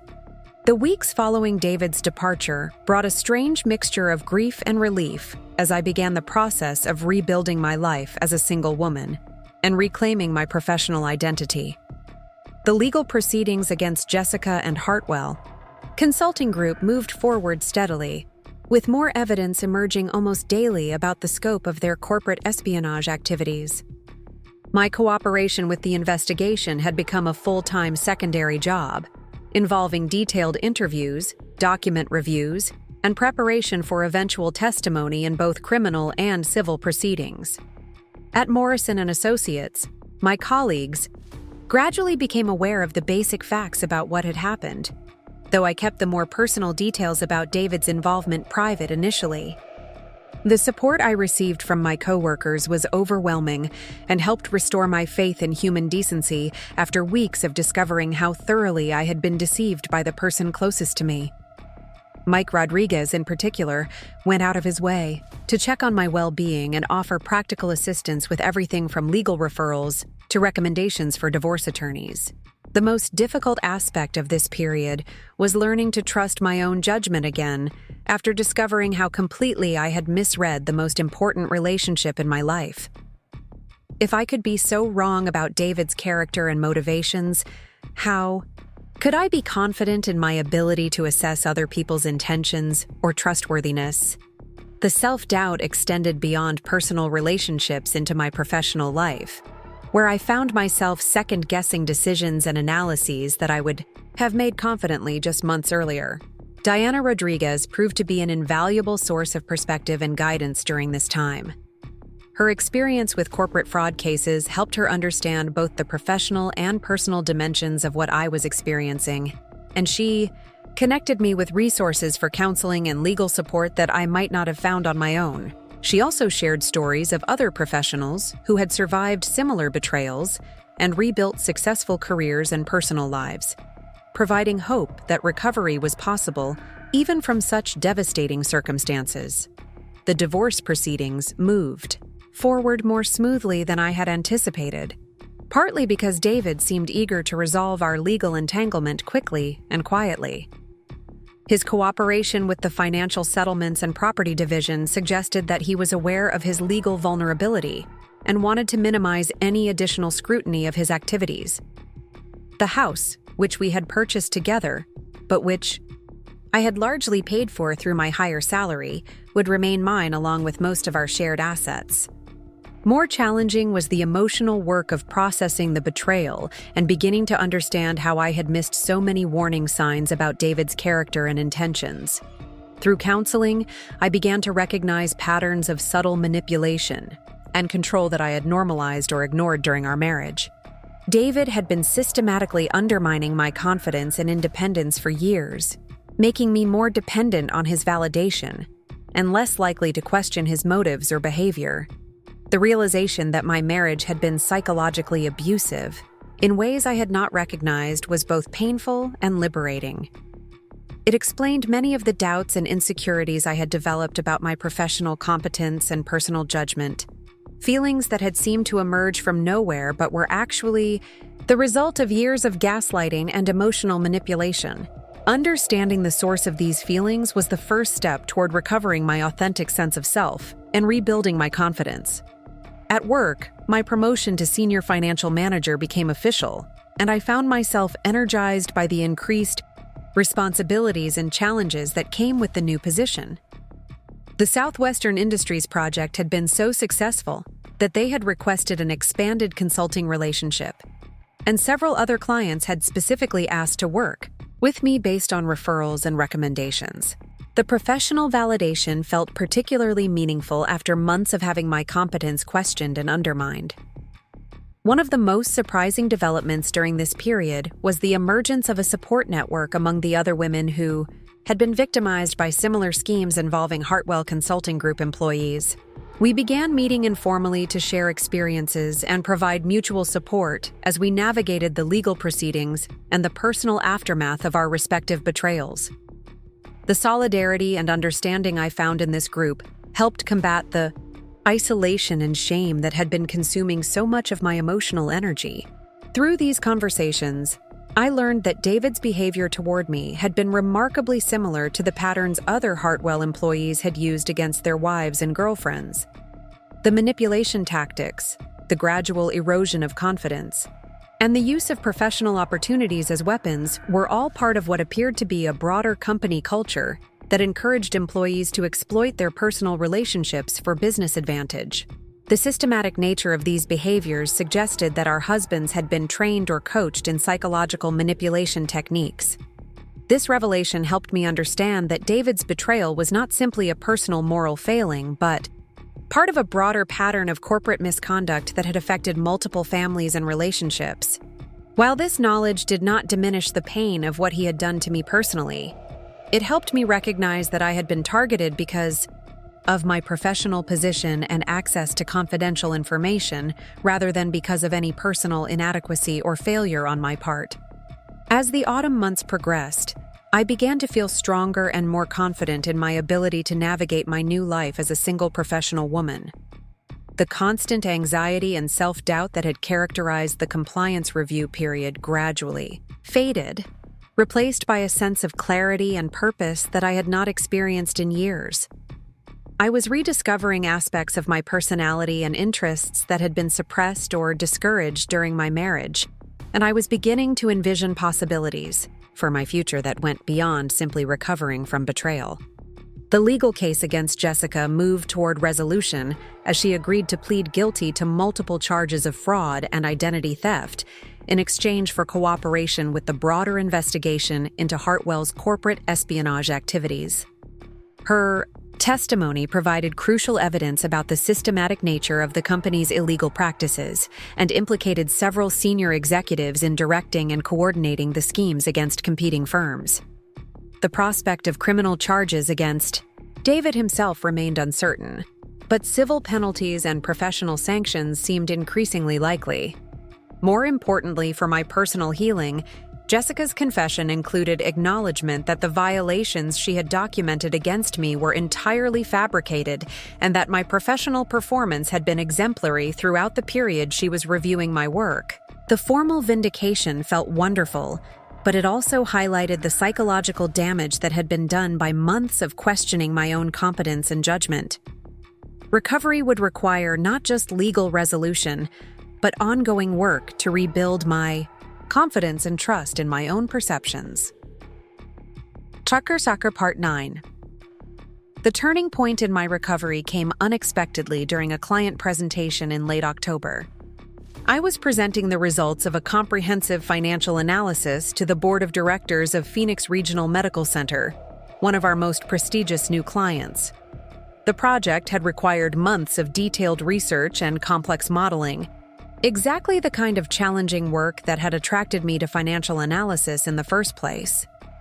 As I walked them through my recommendations for restructuring their debt and optimizing their investment portfolio, I felt a familiar sense of confidence and competence that had been missing since Jessica's fake compliance review had begun. The board members asked sophisticated questions that demonstrated they understood the complexity of my analysis, and their positive feedback reminded me of why I had chosen this career and why I was genuinely good at it. When the presentation concluded, the board chairman specifically commended my thoroughness and insight, mentioning that my recommendations could potentially save the medical center millions of dollars over the next 5 years. He also noted that my approach to analyzing their financial challenges had identified opportunities that their previous consultants had missed entirely. The professional validation felt particularly meaningful because it was based on objective performance rather than personal relationships or political considerations. After the meeting, Mr. Morrison pulled me aside to share that Phoenix Regional had specifically requested to expand their engagement with our firm based on their confidence in my abilities. They wanted me to lead a comprehensive review of their entire financial structure, a project that would likely take the better part of the next year. and would significantly enhance both my professional reputation and our company's market position. The opportunity represented exactly the kind of career advancement I had been working toward for years. More significantly, the client's enthusiasm for my work helped me recognize that my professional competence had never actually been in question, despite months of manufactured doubt and criticism. Jessica's fake violations and David's subtle undermining had temporarily shaken my confidence, but my actual skills and abilities remained intact and were being recognized by people who had no agenda other than achieving the best possible results for their organization. The realization marked a crucial shift in my recovery from the betrayal and manipulation I had experienced. I began to understand that healing would not just involve processing the emotional trauma of David's deception, but also reclaiming my authentic sense of professional identity and personal worth. The work I was doing was valuable and important, and my dedication to excellence was a strength rather than the obsessive inadequacy that David had encouraged me to believe it was. Around this same time, the criminal investigation into Hartwell Consulting Group reached a significant milestone when federal authorities filed charges against the company and several of its senior executives for conspiracy, fraud, and violations of corporate espionage laws. David's name appeared in the indictment as a cooperating witness rather than a defendant, suggesting that he had agreed to testify against his former employers in exchange for immunity from prosecution. The news that David was avoiding criminal charges while his victims continued to deal with the aftermath of his actions felt frustrating and unjust, but Diana Rodriguez helped me understand that his cooperation would be crucial for building cases against the people who had organized and directed the conspiracy. She also mentioned that civil lawsuits and professional sanctions were still possible, and that several bar associations and professional organizations were reviewing the conduct of their members who had been involved in the schemes. More important than legal accountability was the growing recognition within Phoenix's business community that Hartwell's practices had violated fundamental standards of professional ethics and competitive behavior. Several major clients had terminated their relationships with the firm, and industry organizations had begun implementing new guidelines and oversight procedures designed to prevent similar abuse of professional relationships and access to confidential information. The broader consequences for Hartwell gave me some satisfaction, but my primary focus remained on rebuilding my own life and career, rather than seeking revenge against the people who had harmed me. The support group of women who had been similarly victimized continued to meet regularly, and our conversations increasingly focused on moving forward rather than processing past trauma. We were all discovering that recovery required active work to create new patterns of thinking and relating, not just healing from old wounds. One of the most valuable insights I gained from these discussions was the importance of learning to trust my own instincts and perceptions rather than relying primarily on external validation or approval. David's manipulation had been effective, partly because I had become accustomed to seeking his confirmation of my own thoughts and feelings, rather than trusting my internal sense of what was true or right. Rebuilding my confidence required practice in listening to my own voice and acting on my own judgment. This lesson proved particularly relevant in my professional life, where I began taking more initiative in proposing new projects and pursuing challenging opportunities. The Phoenix Regional Medical Center engagement was just one example of how my increased confidence translated into better performance and greater recognition.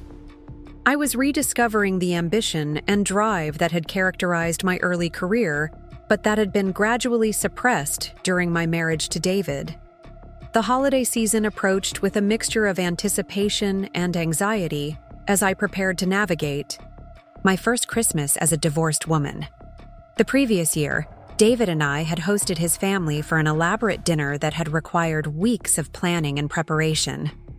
This year, I found myself looking forward to a quieter celebration that would reflect my actual preferences rather than obligations to maintain appearances or meet other people's expectations.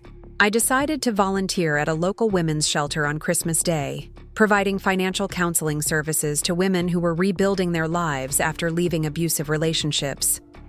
The work felt meaningful in ways that connected directly to my own experience of recovery and renewal, and it reminded me that my professional skills could be used to help people in situations far more desperate than my own had ever been.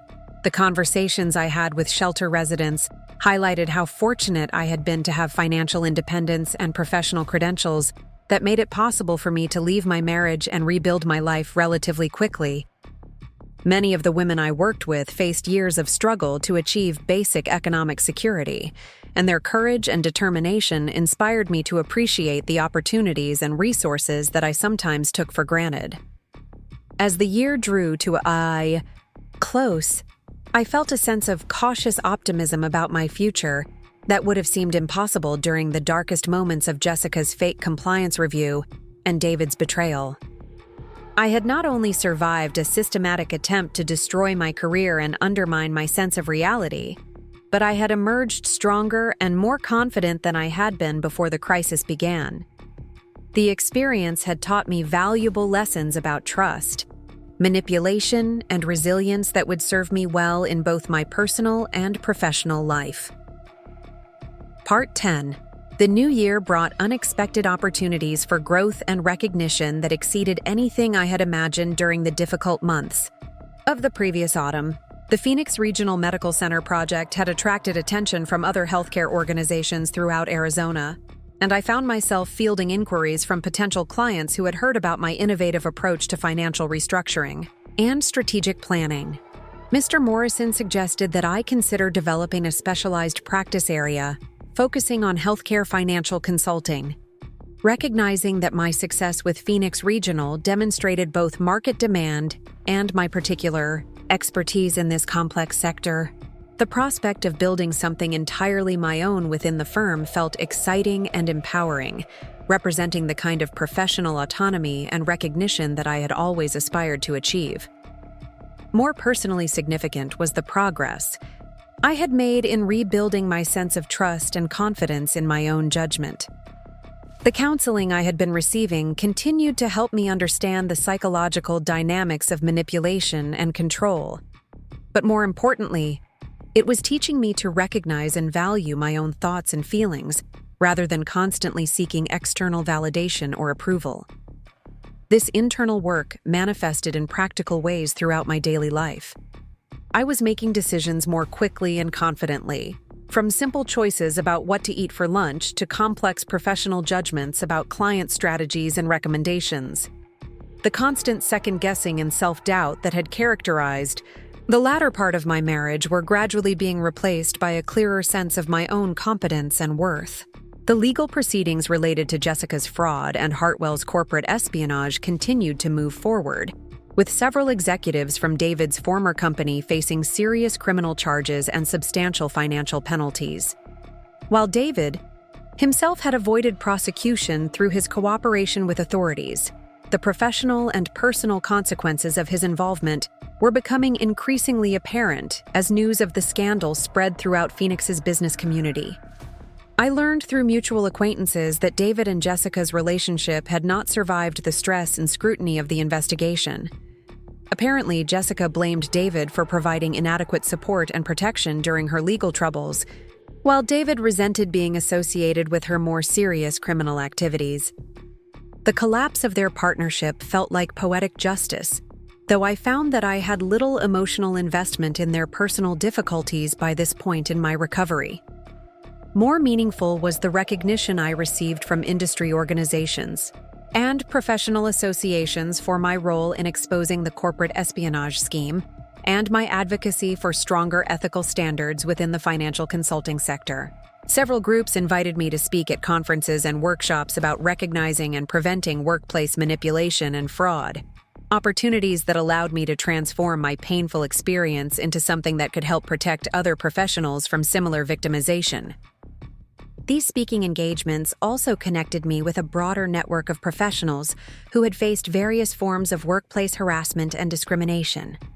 The conversations I had with these colleagues helped me understand that my experience, while particularly elaborate and personal, was part of a larger pattern of professional misconduct that affected many people throughout their careers. This broader context helped me feel less isolated and more connected to a community of professionals committed to ethical behavior and mutual support. Spring brought the unexpected news that Hartwell Consulting Group was declaring bankruptcy and dissolving its operations rather than facing the ongoing legal and financial consequences of the corporate espionage scandal. While this development meant that some of the civil lawsuits against the company would likely go unsatisfied, it also represented a clear acknowledgement that their business practices had been fundamentally unethical and unsustainable. The collapse of David's former employer felt symbolic of the broader consequences that ultimately followed from choosing short-term advantage over long-term integrity and trust. While individual victims like myself had suffered significant harm, the larger system had eventually recognized and punished the misconduct, providing some measure of justice and deterrence for future similar behavior. Around this time, I also received an unexpected apology from David himself, delivered through our respective attorneys rather than through direct communication. The letter acknowledged his role in Jessica's scheme and expressed regret for the personal and professional damage his actions had caused. While the apology felt too late and too calculated to provide much emotional satisfaction, it did represent a formal acknowledgement of wrongdoing that helped close that chapter of my life. More significantly, the letter included his agreement to additional financial settlements beyond what our divorce decree had required, apparently motivated by advice from his attorney that cooperation and restitution might help protect him from future civil liability. While I had not been seeking additional compensation, the gesture felt like appropriate recognition of the extraordinary harm his betrayal had caused. As summer approached, I found myself genuinely excited about my future in ways that I had not experienced since my early career. The healthcare financial consulting practice I was developing had grown beyond my initial expectations, with clients throughout the Southwest seeking my expertise in strategic planning and organizational restructuring. The work was challenging and meaningful, allowing me to use my analytical skills to help organizations that provided essential services to their communities. More personally, I had begun cautiously exploring the possibility of new relationships, though with a much clearer understanding of the warning signs of manipulation and control that I would watch for in future partners.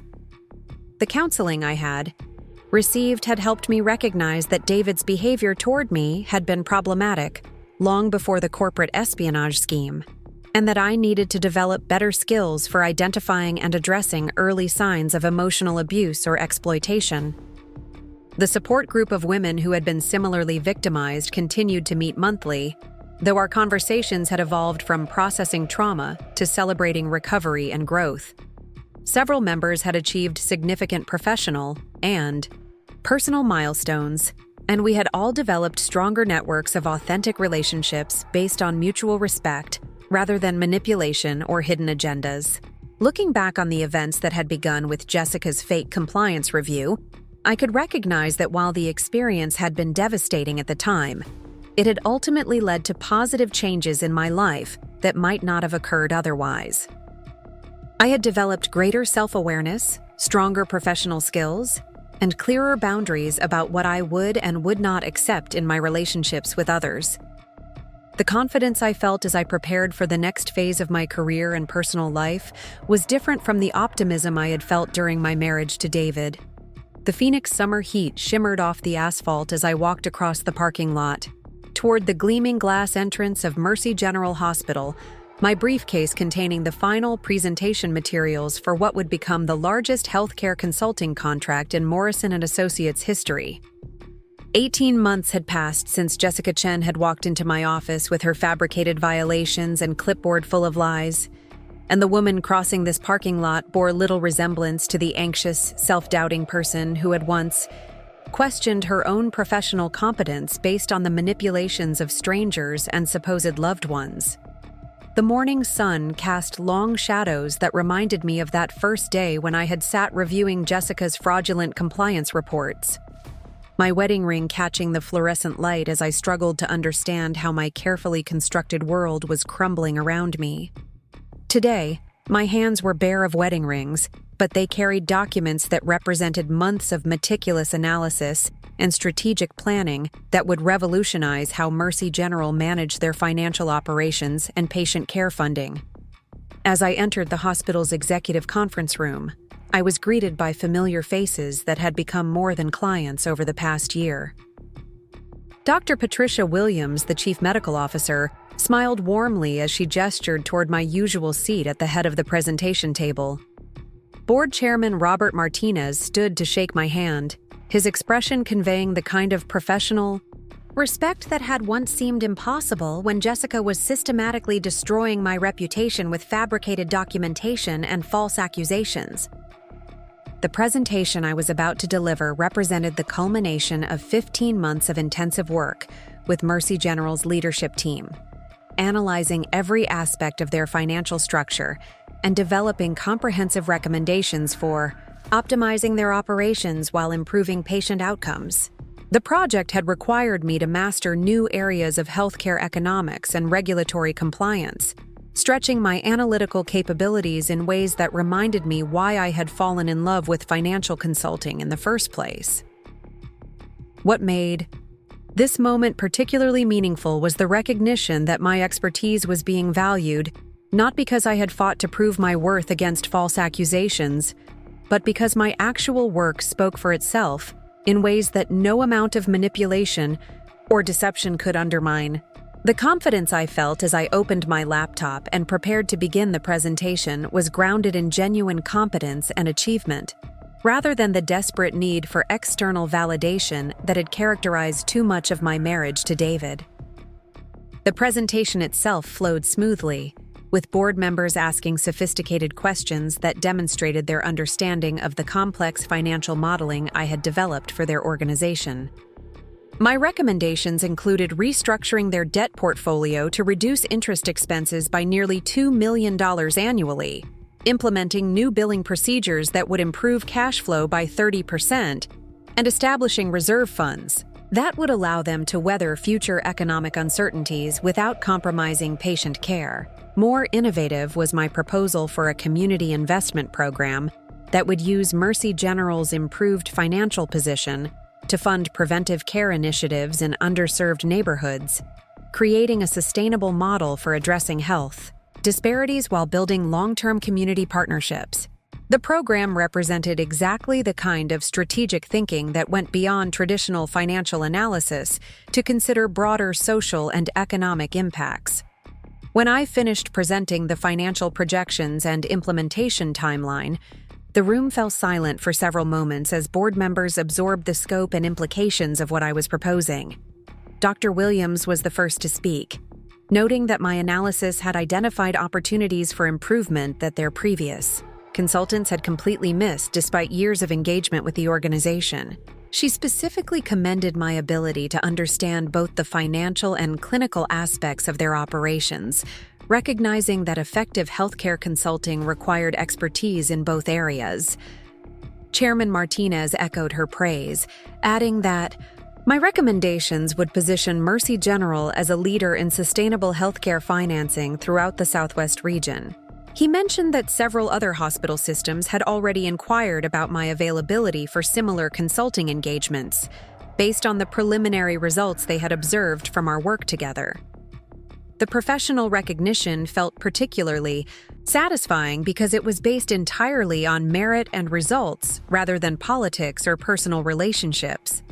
As the formal presentation concluded and board members began discussing implementation timelines and budget approvals, I found myself reflecting on the journey that had brought me to this moment.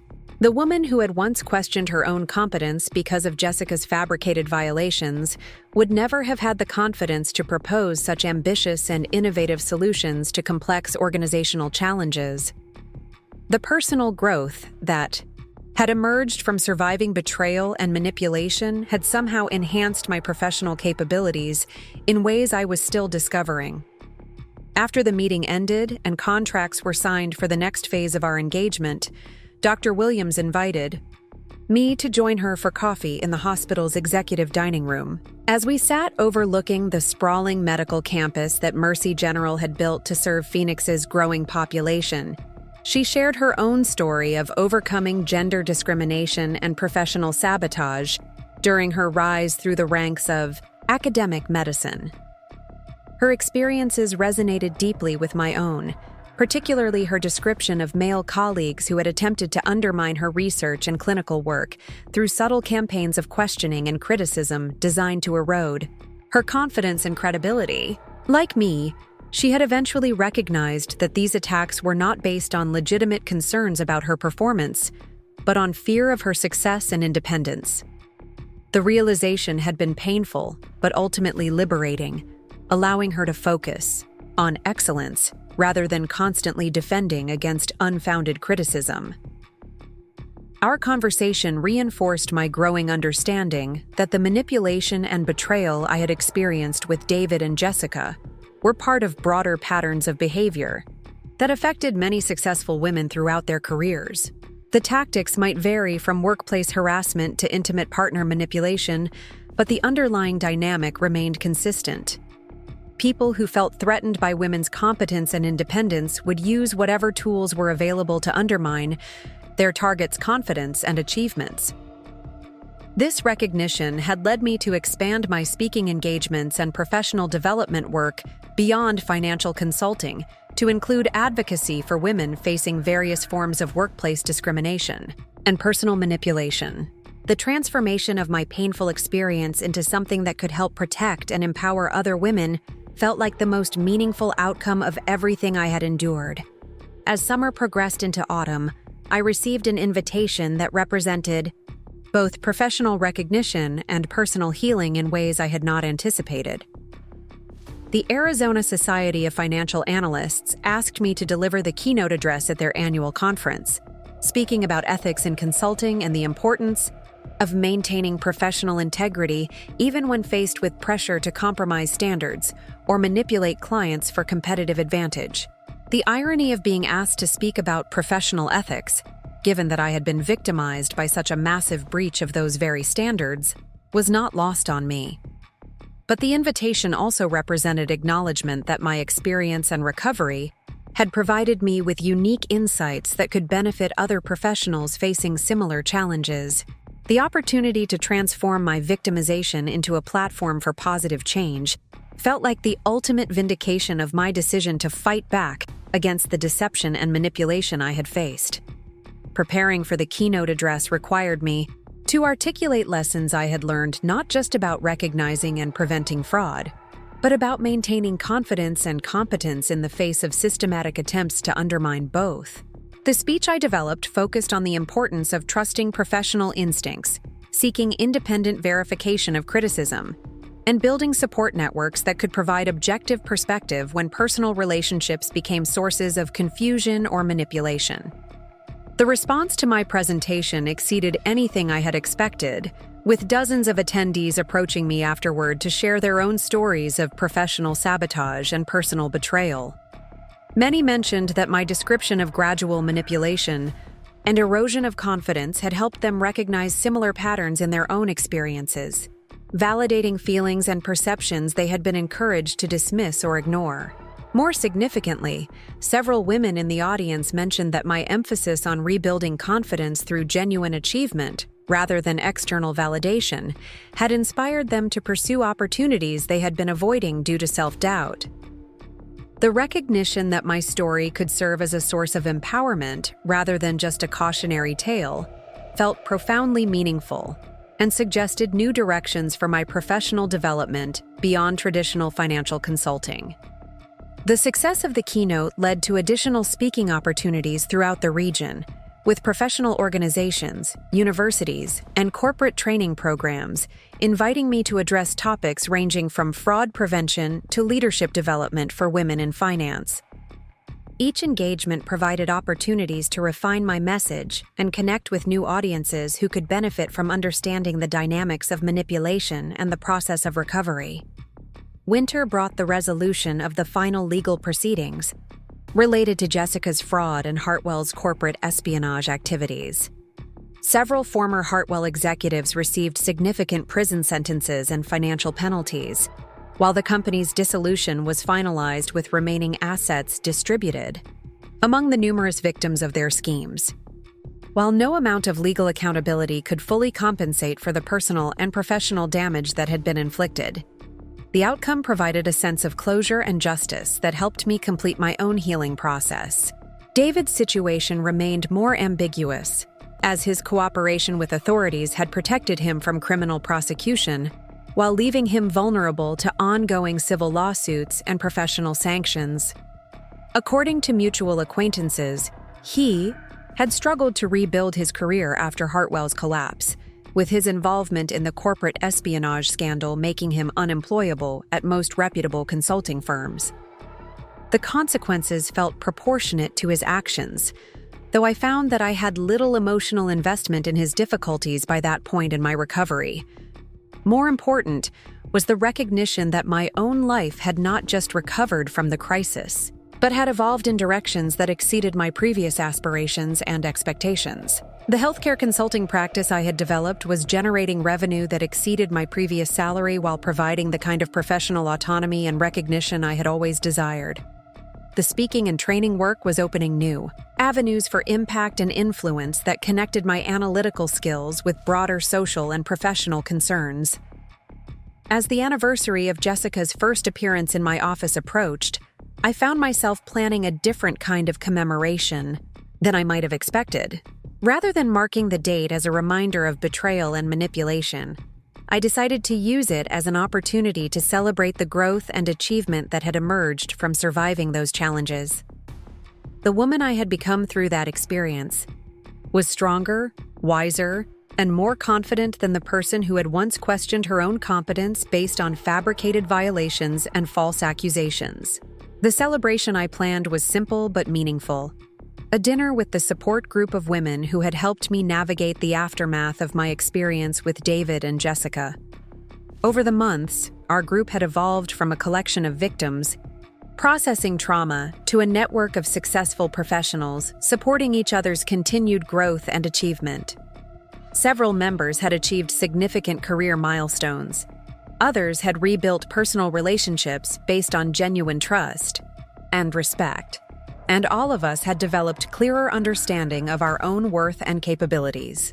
As we gathered around the table at my favorite restaurant in Scottsdale, sharing stories of recent successes and future plans, I felt a profound sense of gratitude for the journey that had brought us together.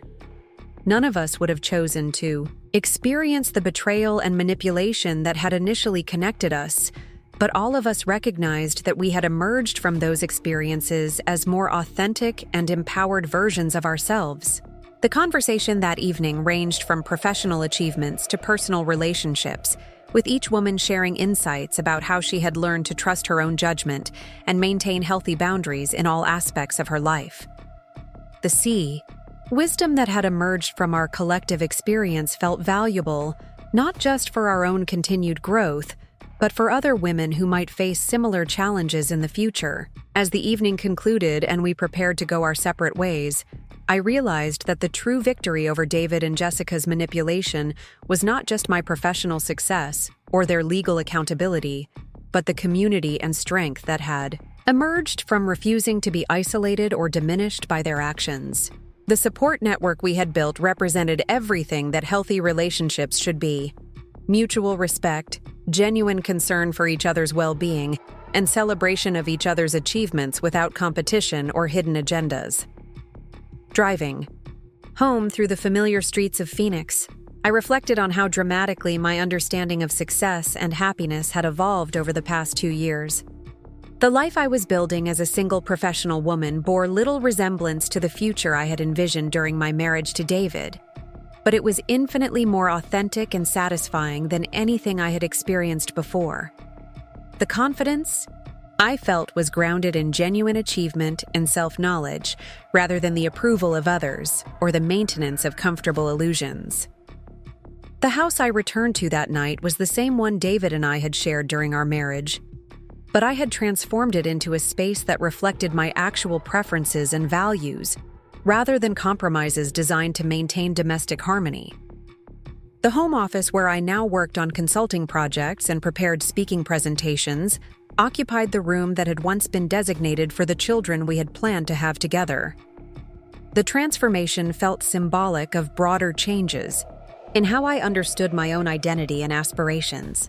As I prepared for bed, I found myself looking forward to the challenges and opportunities that lay ahead, rather than dwelling on the betrayals and manipulations that had defined the previous year.